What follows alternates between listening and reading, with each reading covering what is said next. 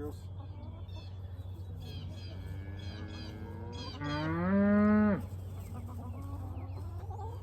Officially spring turnout. I'm excited and the cows are excited. And I think the chickens are excited. You guys are gonna have to share your pasture now.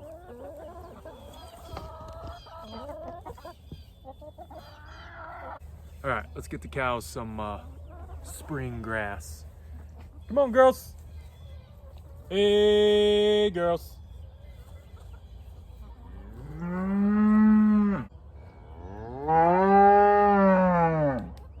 Hey, girls.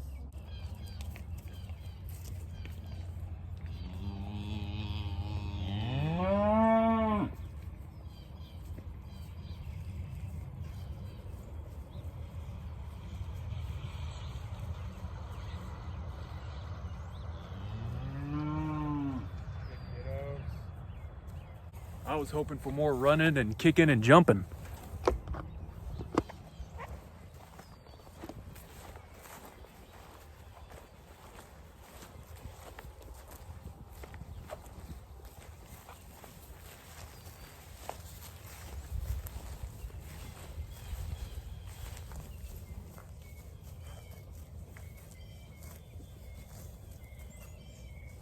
Man, it sounds really good to hear ripping grass again. I forgot how great that sound is. A few things I wanted to touch on quick.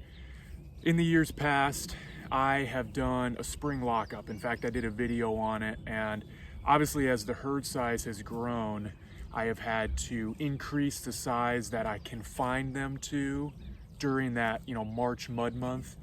And then through April until the grass is really ready to graze. I've had to increase that size, and I found that even though I was giving them more and more space every year, as I was getting more and more animals in the herd, they were still just beating it up way too much. I mean, I gave them about 1.5 acres last year, and that 1.5 acres that they spent all of March on and half of April on still just was horrible grazing for the rest of the year. The compaction obviously is an issue when the ground is soft like that, even with Dexter cattle. But just that continued grazing as the grass is trying to grow during April just really sets your pasture back. Weeds, thistles, poor grass growth, plant spacing, these are all things that I would face throughout the growing season every year on the area that I would lock the cattle up during that March and April timeframe. So what I did this year was I gave them that entire back 2.5 acres. I just kept them there all throughout March when it got really soft and muddy. And then, like I said, we're about almost 30 days in April now, and I kept them throughout all of April. So that 2.5 acres is not gonna be grazed again until the fall. That's the plan, at least. Obviously, everything can change, but right now, they won't be back on that 2.5 acre pasture until it is fully recovered in the fall. And in fact, I'm probably not even gonna mow it. Now, I was able to do this because I acquired that 2-acre farm field next door that the cows are gonna be on this summer with those planted annuals. So, we're up to, honestly, grazing acres right now between what I own and what I lease. We're up to about 25 acres pasture that they can graze. So with having such a small herd of Dexters, 25 acres, there's definitely a lot of grass that kind of gets wasted. So I could sacrifice that 2.5 acre pasture that they've been on, set it aside, and defer it until fall for stockpiled grazing. Now, in case anyone is curious, the amount of hay I fed this year, I started feeding small squares on December 15th, and I'm gonna call it May 1st is when I stopped feeding, but it ended up being 381 small square bales, which was about 3 bales a day, if my math is correct. I mean, I was feeding 3 bales a day. I'm pretty sure it was December 15th that I started feeding hay this year.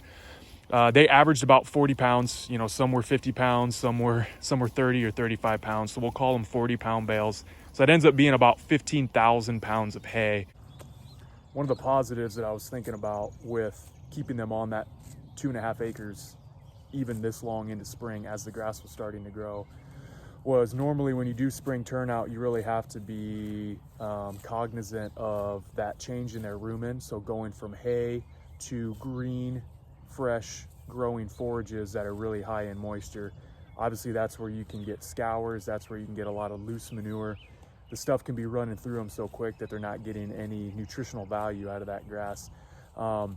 Because I was still feeding hay every day all throughout April, on top of the fact that the grass was starting to grow, they would eat that hay and then they'd go around, they'd start nibbling that grass. And that was actually a really good way for them to balance their rumen and kind of make that adjustment. It takes about 2 weeks for the rumen to adjust to a new feed stuff.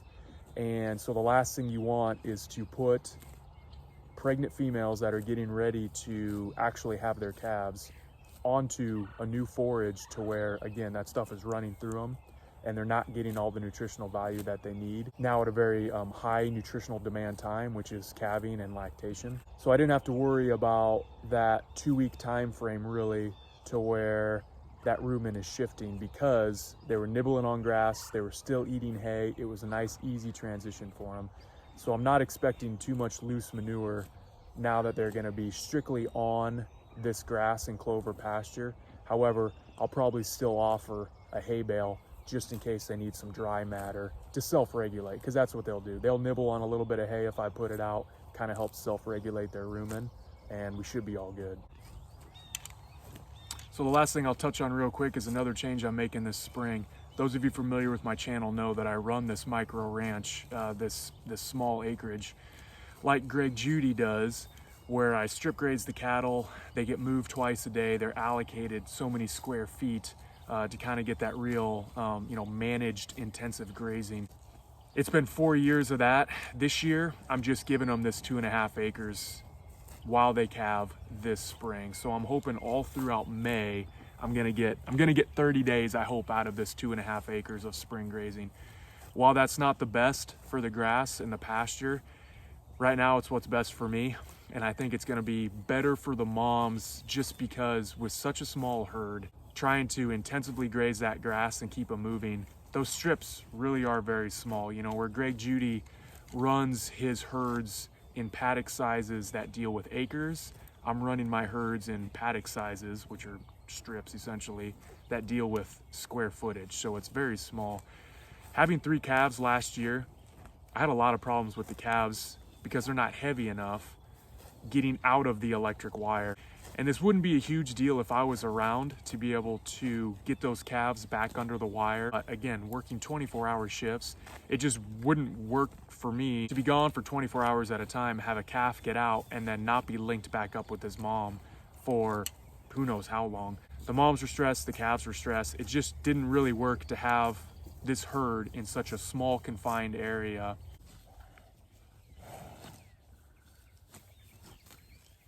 Just looking at 21, 22 behind me right there. So he was one of the steer calves born last year from Fat Abby, the dun, the tan Dexter. The one that I always wanted to get bred. If you remember, I had problems getting her successfully bred 1 year. I contemplated getting rid of her. I'm glad I gave her another chance because she's always held her weight. She's been a very big cow for me, and I knew that she would throw some dynamite calves. And like I said, this dude right here was her steer calf from last year, and he is just a big boy. I mean, that's exactly why you need ear tags, because looking at him from a distance, even this close up, I have to look at his ear tag to remind myself that he was he was last year's calf. He's a big boy. Both him and Mac, the red steer there, you look at him and you think, man, I wish I could have left him intact. I really would have liked to seen how they shaped up as a bull. Could be great genetics to either sell to someone else or keep for myself. But at the end of the day, having such a small acreage and my work schedule, I just can't manage 2 herds, one of those herds being bulls. But that being said, you look at, obviously Max, he's what, 3 years old now? But just looking at those 2 males, man, they got some good size on them for being steers. Dexter steers nonetheless. Oh, look at that. Perfect cow pie, minus the flies. I can't believe the flies are here already, but that's perfect. So y'all know the drill. Any questions, comments, sarcastic remarks, go ahead and leave them. And yeah, catch you guys in the next one.